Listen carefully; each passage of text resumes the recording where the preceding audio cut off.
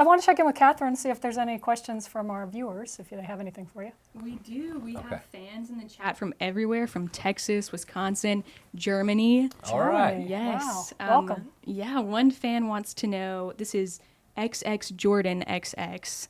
How do you think country music has changed since the late 90s to today? Ooh, that is an interesting question. The late 90s, I think we were kind of on the front end of a lot of digital help. There were some things that could be tuned and fixed somewhat. So I think you had a lot of slick records coming out of LA and coming out of New York, but in Nashville particularly, you had a lot of twangy singers that weren't like really trained vocalists. So we learned to start slicking up or tuning up our twang a little bit, late 90s, early 2000s. Slick records, very polished records. For fast forward from the late 90s to here, I think we've taken it to another level as far as percussion, as far as making the record not necessarily about a vocalist or a story. It's more about the big picture of the record. So the production of the record is the star, not necessarily who's singing it, or who wrote it, but the production. How many things can we have going on in a track? And that track itself will be the star. And that's kind of the biggest difference I've seen is, 90s country had much more of a storytelling quality, not only to the song, but to the artist. There was story in the artist. And today I think the story is the track itself. How far can we go with the track? How deep can we build it? How many bells and whistles can we use? How many things can we distract you with from the story that probably isn't really much of a story? It's more of a kind of a get me by lyric, a ooh la la or a la la la or a BBB, stuff like that. You're not really saying anything, you're just getting through the track.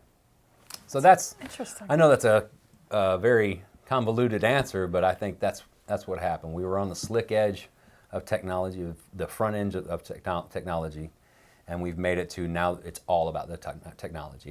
It helped records then, now it is the record. That's if that interesting. makes sense. Yeah, it does. I've never thought of it that way, so that's a good explanation. Do we have anything else, Catherine? We do. We've got a lot of questions. Okay, good. Another one from Mickey Rules 123. They want to know, what is one of your favorite songs that you wrote that you sing? My favorite songs that I wrote that I sing. I wrote one called Just a Little More. It was on my third record, I think, Just a Little More. And it's about having kind of an addictive mentality, addictive personality, about something never being enough. I could have the best of this and it would not be enough. I need just a little more. So it's one of those I wrote in about 20 minutes, and I walked in and did a little acoustic demo, and I think I cut it 2 days later and made the record, and one of my favorite things on that album. So one of those very personal songs to me. Want to do one more? Yeah, let's do another one. We've Okay. got one more. C. Naft Anil 1. I think I butchered that one. Easy for you to say. Yeah, I think I butchered that one. They want to know, what songs off of your new album will have music videos? Oh, that's a good question. I think so far we have Home Run, and I believe we'll be doing something for Good Day for Living. I really want the Blake thing. I want that to happen. I think it's a fun collaboration on this album. I think Blake did a great job, and I think that song just is kind of made for having fun on the radio, and I think that'd make a good video. So maybe 3 or 4, maybe more if we get a little time and some road footage of singing those songs. Cool. Well, I had asked about collaborations, and we just talked about Blake prior to this because I wanted to get into your new album, Good Day for Living, out February 11th. February 11th, yeah, right before Valentine's Day. You can buy this February 11th and then put it on the table as you give her some roses. There you go. There you go. Done. You don't have to think There's of the a album. present. Yeah, That's right. it's all good. But I wanted to get into Blake Shelton. You did sing the song that Blake is on. How did that come about? How did you guys? I know you've been friends. You guys came up together in the business. How did you just call him and say, "Get on this song with me"? Yeah. Well, essentially, over the years we've known each other for 22 or 23 years. Yeah. 23 years. And over the years we've kind of played tag on that. Like he'll have an album he's working on, and I'm having something that I've already done, and we're just putting it out the radio. So being a part of something, a duet, it's kind of always felt like it's off. Yep. Our timing has been off, and And so we've always wanted to do something. It made total sense. We've known each other a long time. We know how big idiots we are each other. So, with this song, I got this song called Friends That Do, and I'm like, man, it feels like a hit. I went and cut it. It was mine. It felt like a single immediately. I'm like, man, let me call Blake and just see what he says. Like, hey, you listen to the song, and if you like it, it's already done. But if you like it, you can throw a vocal on here, and we'll make this a duet, but no pressure, whatever you want to do. And he wrote me back. He's like, absolutely love it. Let's do it. Oh, great. And I was like, all right, well, let's get it on the phone. And we got on the phone. We started talking about it. And he went to the studio and lived with it for a bit and got it back to me. And I'm like, man, it sounded like a hit before, but now it really sounds like a hit. Yeah. You know, when he comes in there and it just Really kind of is. has a lot of energy, a lot of fun. Do you think that'll be released as a single? I'm hoping that's the next one after Good Day for Living. Okay. I hope that's how this is going to go. So Oh, good. in a perfect world, yeah. That would be great. But I do have one question about that song. Did Blake end up buying in the end? I know you don't drink, but maybe dinner or something. That is a terrible question. He never buys anything. No. I knew it. I take that back now. I'm just kidding. So this is Good Day for Living, your first album in 4 years. Why the wait? What took so long, besides the pandemic?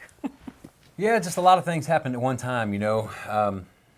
My last deal, I was on Red Bow Records, was started by a man named Benny Brown, and Benny left the business to care for his sick wife. She was very ill, and when he sold his label, you know, I kind of came with the furniture to the new owners of the house, you know, and it was kind of one of those.